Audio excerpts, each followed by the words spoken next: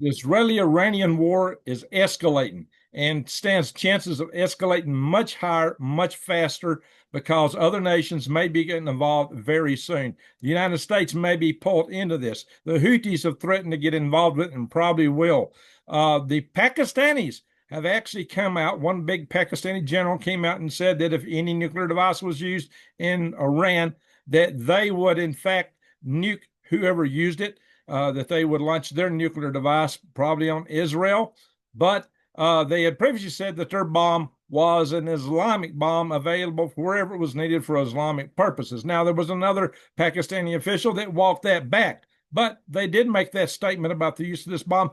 Who knows where they really stand or what would be done? But maybe one of the most economic disturbing things that could come out of this could be the blockage of the Strait of Hormuz, because of the Iranian officials are talking about that they're actually musing the idea of blocking the Strait of Hormuz, which would block 20% of the oil that's going out to the world if they block that straight off, which would have a severe economic impact on us.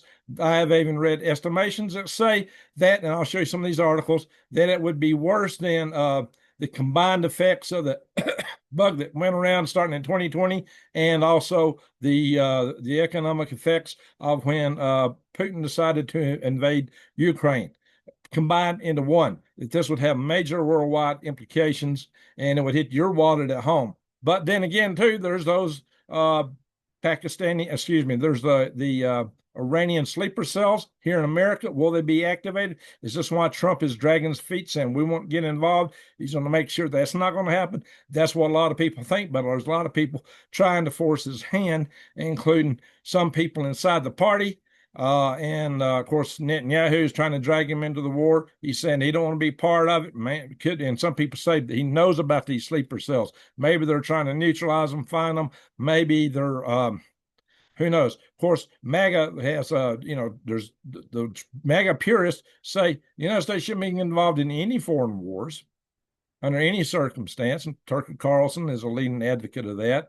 And so there's a split on this. So if Donald Trump gets involved in a war, he is going to alienate a very significant part of his own base who's going to say, you're not MAGA anymore.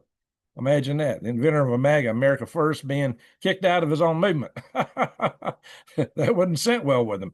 So he's definitely reluctant to get into this, but he is sending tankers over, perhaps to assist in that operation. We do know that there's something on the order of 28 or 29. I've seen different counts of refueling tankers en route to the either Europe or the Mideast. Yeah, there's a training exercise coming up in NATO that might make use of some of these, but they don't need near that many. So why are we sending so many refueling tankers overseas? So how is it that Israel actually got in with F-35s into Iran, which we thought they couldn't do? I'll explain that in the course of the next few minutes, and also explain why it will still be to their advantage to get those tankers in. And in fact, apparently now 3 F-35s have been shot down.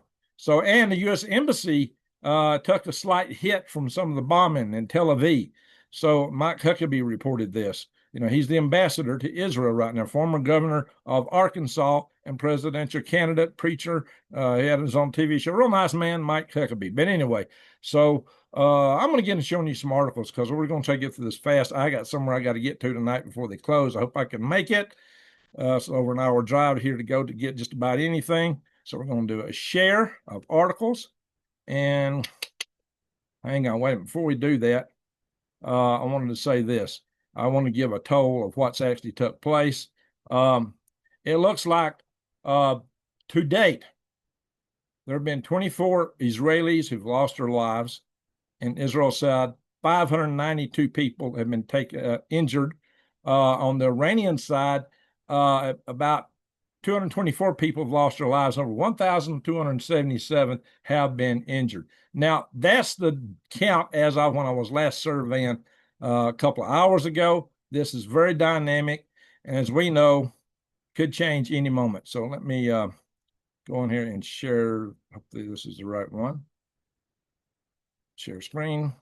Bada bing. And here we are, my friends. Yeah. Dirty bomb attack. Oh, yeah, I didn't mention that, did I? Yes, there are those that speculate that Israel would be hit by a dirty bomb from Iran because Iran may not have a device they could detonate a mushroom cloud with, but they could definitely spread a lot of radiation over major populated centers and over military bases, which would make them inaccessible for some time if they dropped a radiological device on these cities. They could make some very large dirty bombs with all the material and highly enriched uranium. It don't take highly enriched uranium to make a dirty bomb. You can make dirty bombs with medical waste, anything radioactive, but we know that Iran definitely has a lot of highly reactive stuff. I think I deleted the article on Pakistan. Was it came before this one? I accidentally deleted. Okay, but anyway, I've told you about it. So, and here's the other thing: Iran's parliament's preparing a bill to leave the Nuclear Non-Proliferation Treaty. So, my friends, what's that mean? That means that they are ready to try to declare that they would have or seek a nuclear bomb. Maybe they will have one by the time the bill passes. You know, they might have been really exceedingly close to this. And even though a lot of the top nuclear scientists were taken out over there in Iran, you got to remember, it's actually the engineers that build stuff and technicians, not the scientists. So the science has already been done. I'm quite sure. And here's the article about them taking out the Strait of Hormuz, talking about 20% of the world's oil flows to this, and also a lot of the liquid gas LNG and flows through this, and it's only 27 miles wide at the most narrow point. But the actual navigable strait where the shipping lines can go through is much more narrow. This is all they got to block. Is just probably this little area right here. That see that deep blue right there? It's very, very narrow right there. That's where all that shipping has to go through.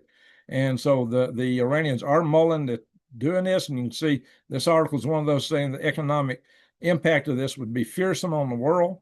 It would hit you in your wallet. A lot of stuff might disappear from the shelves. It's going to be more than just petroleum affected because petroleum runs everything. And of course, the Houthis. You know, these Houthis, everybody's bombed them to oblivion. They shouldn't even be in existence. We dropped the big bunker buster bombs on them repeatedly. We bombed them repeatedly for a long time. So has Israel. Before that, so did Saudi Arabia. And they just keep popping up and shooting more missiles.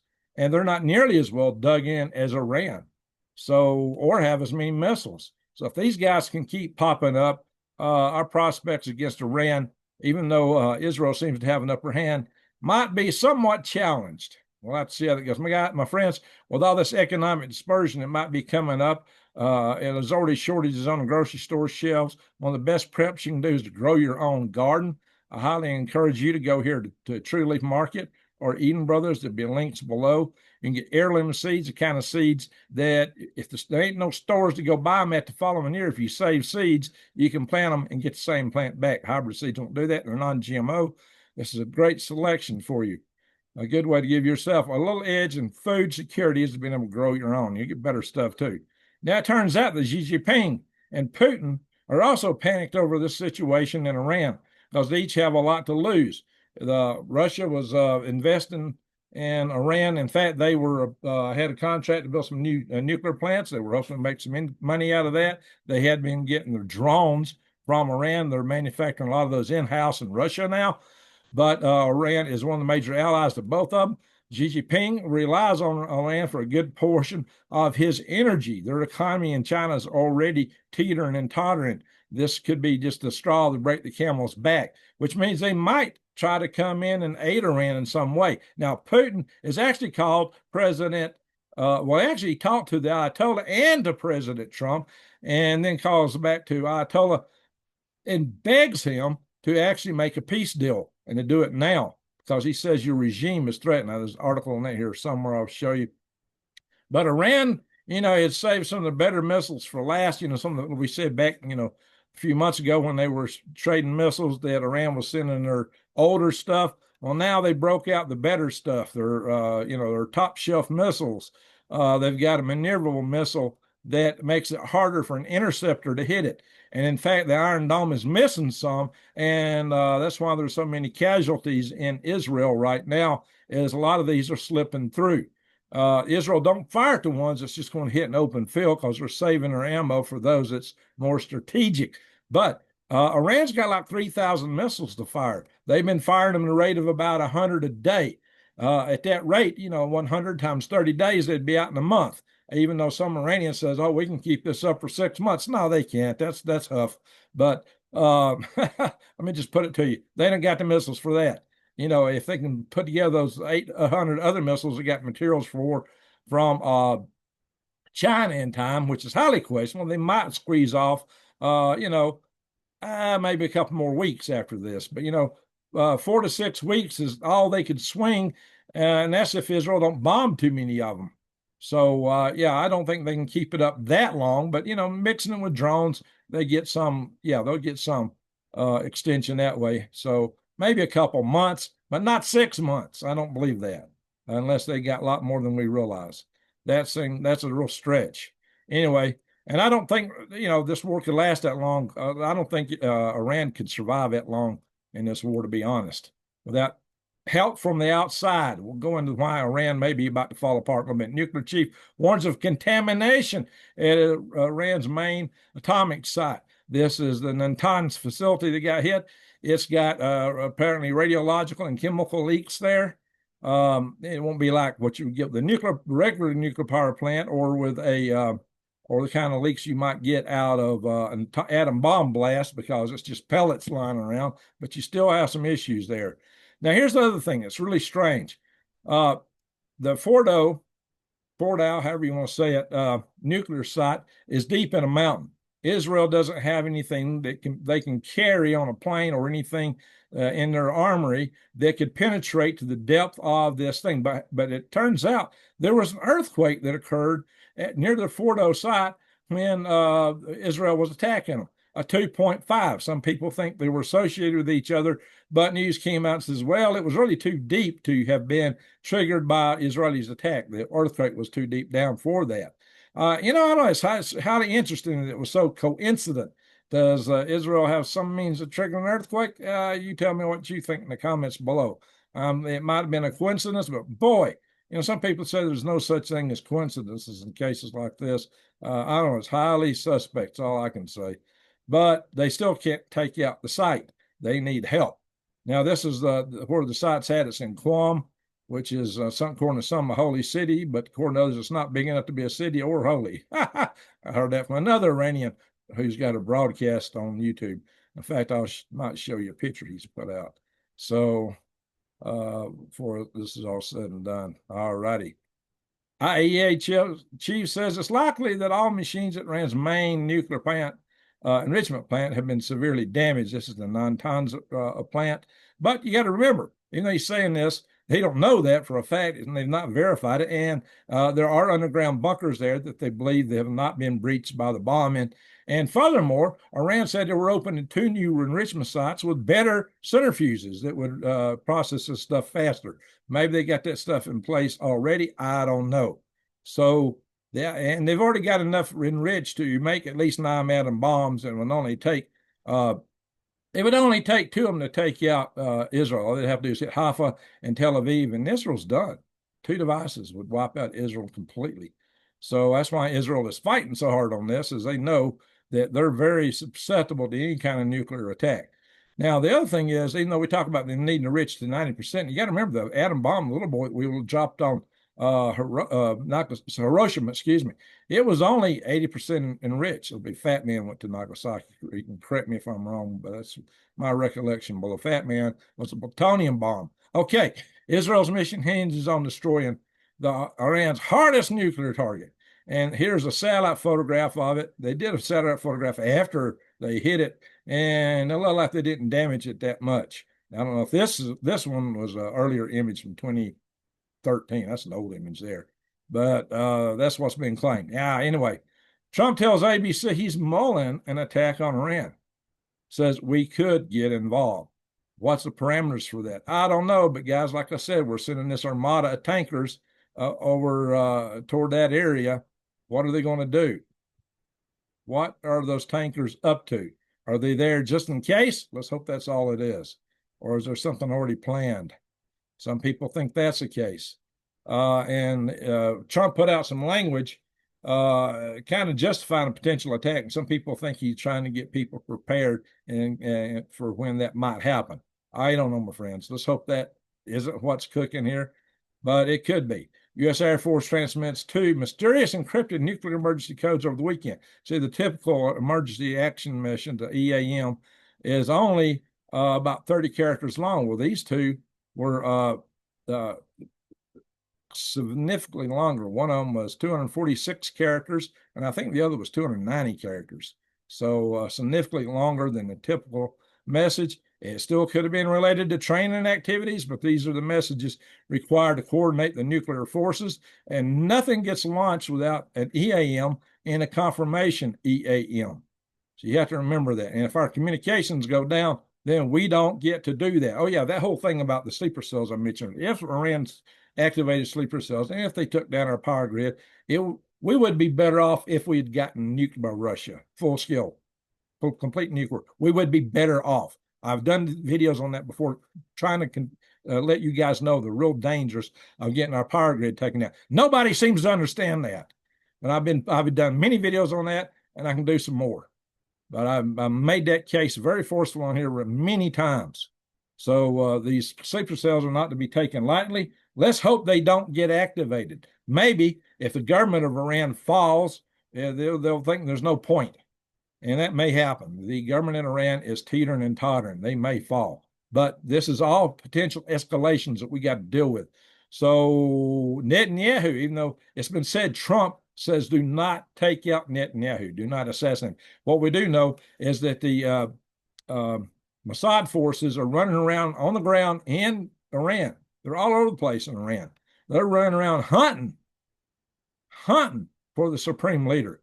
They're trying to get the Ayatollah Ali Khamenei, or Khamenei, as a certain Iranian I'm hearing lately pronounces his name. The Ayatollah Ali Khamenei. They're actually actively hunting him. Oh, I got a picture of him. If I get time, I'll show you here in a minute. Where they may have found him. They believe he went back to the city where he was born, but they may have found him. Anyway, Trump departs G7 early, causing everyone to immediately evacuate Tehran. So IDF Bombs Iran state broadcaster. Oh, this is a funny video, guys. I don't know if you can see this here. This is all over the place. You've probably seen it already. This ain't playing. Here, I probably have it open in another site because everybody's opening this. Guys, I mean, if you look at the devastation from these bombs in both Iran and in Israel, you just see whole blocks that are destroyed, residential blocks even, and particularly from Iran. Oh yeah, Iran actually hit near the head of the PLO, Palestinian Liberation Organization, or the, my website's hung up. I hate it when it does that. Give me a second. It may just need to cool down. If I kill something, it might advance in a minute. My computer is running hot. This is a brand new computer, and it overheats real bad. I don't have AC in the house here, but still shit. That's a poor excuse. My other laptops don't get this hot. My work laptop don't. So I'm gonna put a little alcohol on it. Try to cool it off a little bit here. Try to close that site. See if I can advance things now. Oh, she's still frozen. She's still frozen. Yeah. Anyway.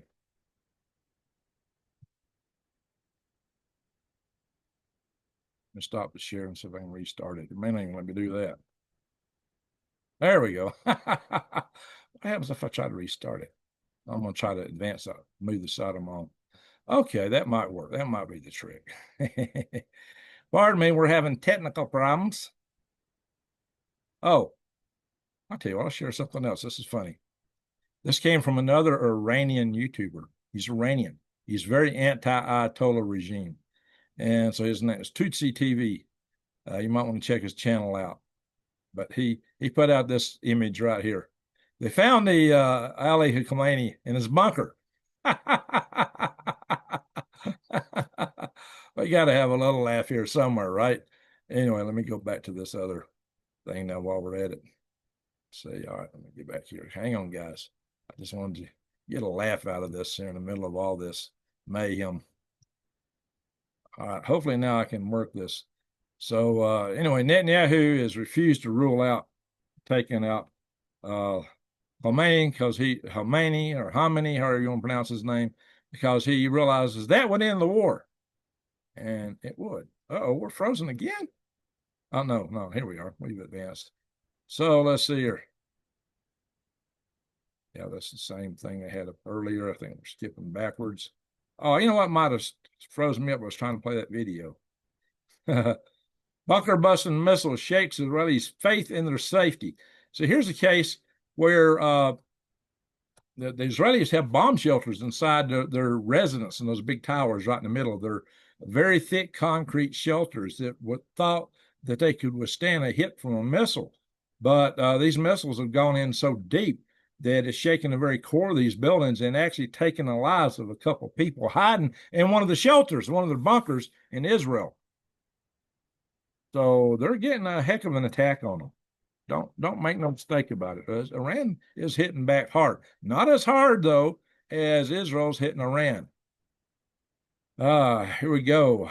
So this is talking about Tehran residents after Iranian missile attack and took out 8 and injured at least 87, and showing some of the damage there.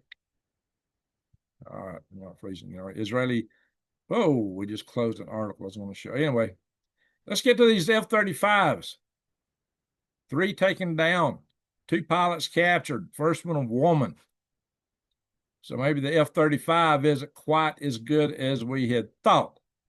But because they were supposed to have been stealth, almost impossible to take out. But now they've already lost 3. But what's happened is Israel actually has put drop tanks on these fighters. The drop tanks give them more fuel range. I mean, they're, according to the book, they got 700 miles. And the closest targets in Iran are 630 miles away. So maybe they got these drop tanks. They use the fuel from them and then drop them inside of Iran and then book home on the remaining fuel. That may be what they're doing. They're still classified how these tanks are being used, but it may break up their stealth and make them more readily visible to radar than it would be otherwise. I don't know if that's why they're losing so many of these. I don't know, but it's a big question about the F-35 and its effectiveness. That needs been. Oh, here's this video. Let's see if we can see it. What's this article a little first before we do that?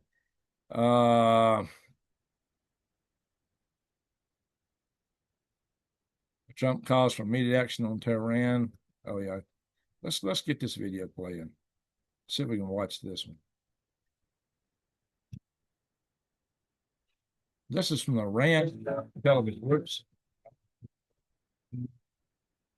Ads. We get ads everywhere.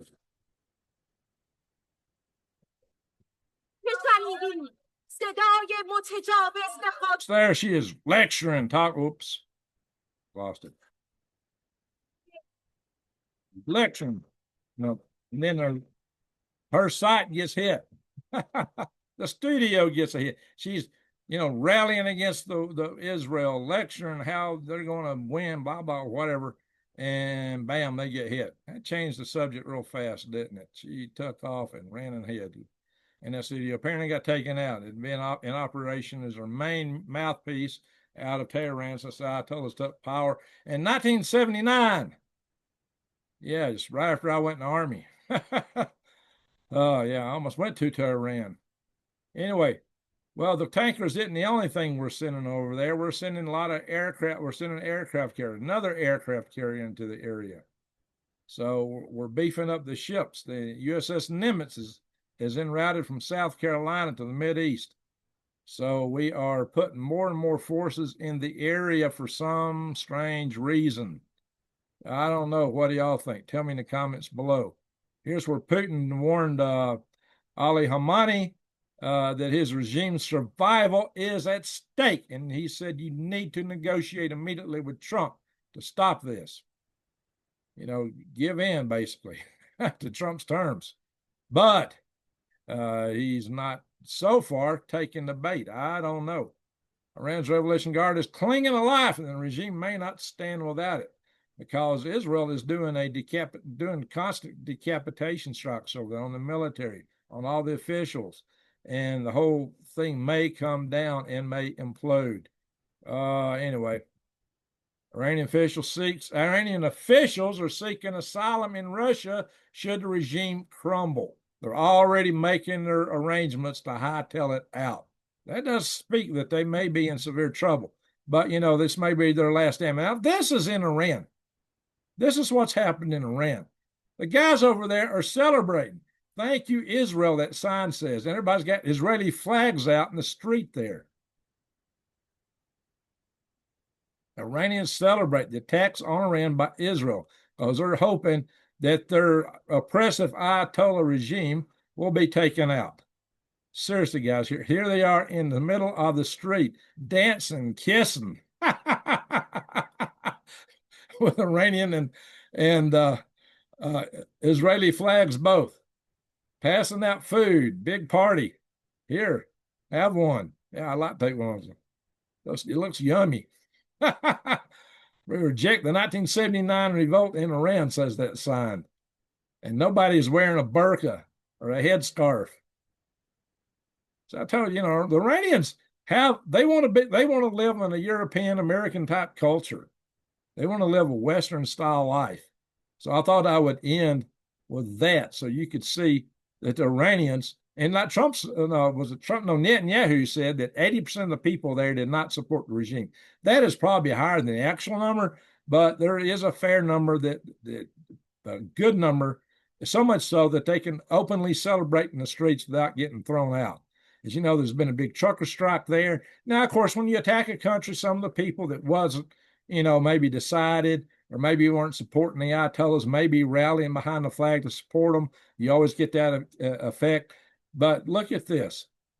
Look, and that Poochie TV guy, his dad is over in Tehran now, and he's definitely for the Israeli attacks. So the Iranians are loving it.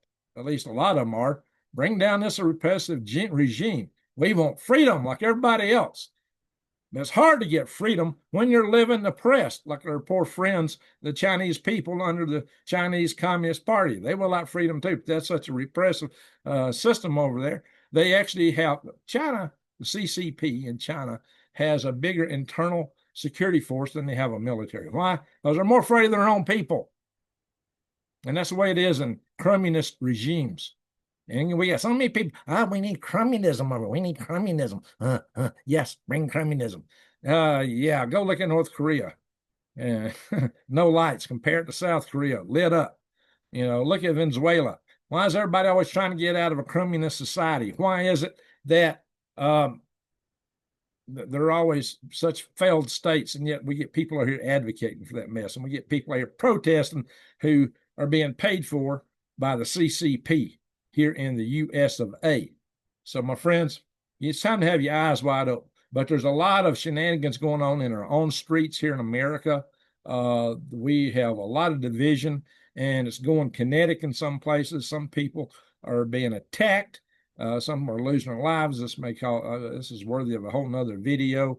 So the operative thing is that you need to take care of yourself, because we don't know how this is going to go down. We don't know what kind of shortages would come out of the Strait of Hormuz. And God help us if the Iranian sleeper cells are woken up and are effective in carrying out the mission that was once ascribed to them of taking down our grid. It would be actually really easy to do. Too easy. It's too easy. That's why I've been advocating for so many years to harden our power grid. I have been a big time advocate of that, and I still work toward that end. So, my friends, that's what needs to be done. And we don't need to waste any time about it, but you need to take care of yourselves, prep for yourselves. Look, I got my seeds here. I'm already in the process of planting out there right now. So I highly encourage you to follow suit and do as I do. I already live in my bug out location. I'm planting my bug out garden. I'm taking it serious. I have been, because I'm seeing what all this stuff adds up to. And it don't look pretty. I hope I'm wrong. I hope that these things don't come to pass and we find a way to thread our way through all this. But it ain't going to be easy. But you know what? It's better to have the assurance, the peace of mind that should it go bad, that you can stand on your own 2 feet on your own property and survive. That's what you need to strive for. So keep that in mind. A lot of you guys love to listen to videos, but you don't take action. Take it to heart. Do something. I'm doing something. Follow my lead, guys. I'll be doing some videos soon on my garden out there, my solar that I'm putting in. Just hang on. I'll be doing stuff on that. But in the meantime, you take care of yourself. That's why I put these videos out. I want you to know how dangerous the world is. A lot of people are going, oh, nothing ever happens. Well, you got your head in the sand. That's what you think. Your head is buried deep in the sand. And it really ain't sand. It's in somewhere in the stable on a pile of bull hockey, horse hockey or something. Gosh, you got to wake up, eyes wide open, head on a swivel. And I'll be taking more and more of my news type content, my Swivelhead News channel really soon, because that's where it needs to be. And this channel needs to morph into a gardening survival type channel, just purely on skills and things that are evergreen content, not news. That's what happens. So you need to go over and check out my Swivelhead News channel. I'll be posting more stuff to it soon. Anyway, I want to thank you all for watching. If you watched this far, this long, let me know in the comments by saying, Greg, I see your True Leaf box on the shelf. Just tell me that. Then I'll know you watched to the end. Anyway, so if you're not subscribed to my channel, subscribe, bang the bell, and click all, and check to make sure you subscribe, because YouTube unsubscribes a lot of people every month, a lot of people. So make sure you're subscribed and click all on that bell. With that, I'm going to say thank you all for watching. Greg out.